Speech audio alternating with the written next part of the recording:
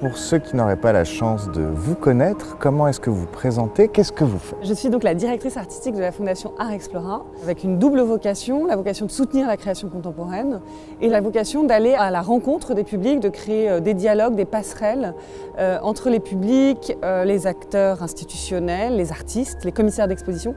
Donc c'est un projet purement collaboratif et avec une dimension d'itinérance, de rencontre, de créer des regards croisés entre les différentes disciplines aussi des pratiques artistiques. Alors mon rôle, il a effectivement pas mal différentes missions, on va dire. Déjà, la partie de résidence d'artistes, donc dans ce soutien aux artistes, soutien à la création contemporaine, on a un programme de résidence d'artistes où on soutient une vingtaine d'artistes chaque année à Paris, à Montmartre, en collaboration avec la Cité des Arts, avec des artistes très installés, des artistes beaucoup plus émergents. Donc on crée des dialogues aussi entre les générations, les horizons géographiques. On a une dimension vraiment internationale aussi et on va développer ce programme de résidence d'artistes fin de l'année, fin 2023, début 2024, à Tirana. Et de pouvoir créer des communautés d'artistes qu'on soutient à travers nos différents projets, que ce soit ce programme de résidence, mais aussi les programmes qu'on développe, c'est-à-dire ici des programmations artistiques au Hangar Y, on va en parler plus en détail, mais aussi à travers nos projets itinérants, donc qui va à la rencontre de différents publics dans différents pays, et notamment le grand projet sur lequel on travaille de bateau-musée, qui sera inauguré à partir du mois d'octobre en 2023 à Marseille, et qui prendra la mer pendant 2 ans en Méditerranée.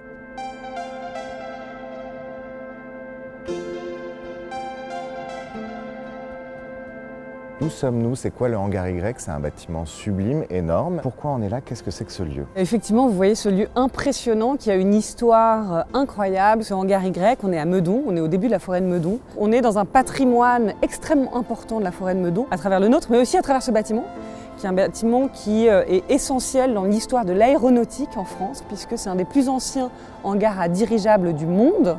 Et d'ailleurs, c'est pour ça qu'il y a eu ce petit clin d'œil avec l'œuvre de Liboul. Absolument, l'œuvre de Liboul que vous pouvez découvrir ici, qui est une œuvre pérenne. C'est important pour nous ici, évidemment, que les artistes puissent s'approprier le Hangar Y et son histoire qui est vraiment essentiel dans l'histoire de l'aéronautique et puis qui fait rêver parce que c'est l'histoire du vol, de l'envol. Tout l'ensemble de ce projet a vocation à vivre au travers du regard des artistes.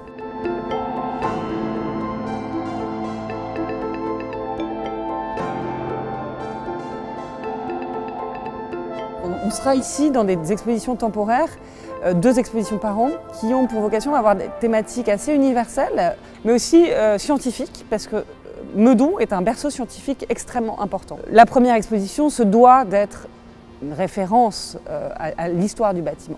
Il y a énormément de choses qui ont été faites par les artistes qui sont justement fascinés par le vol.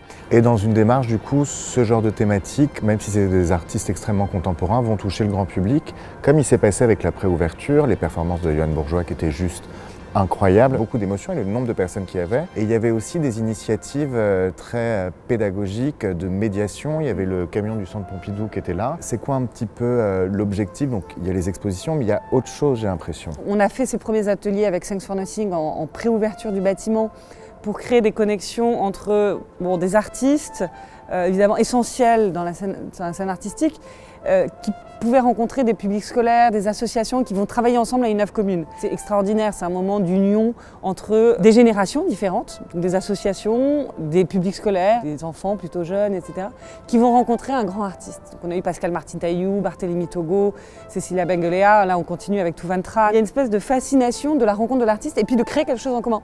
Donc en fait, que le public ne soit pas forcément que spectateur, mais aussi acteur. Et en même temps, qui vont créer cet effet d'étonnement et de féerie.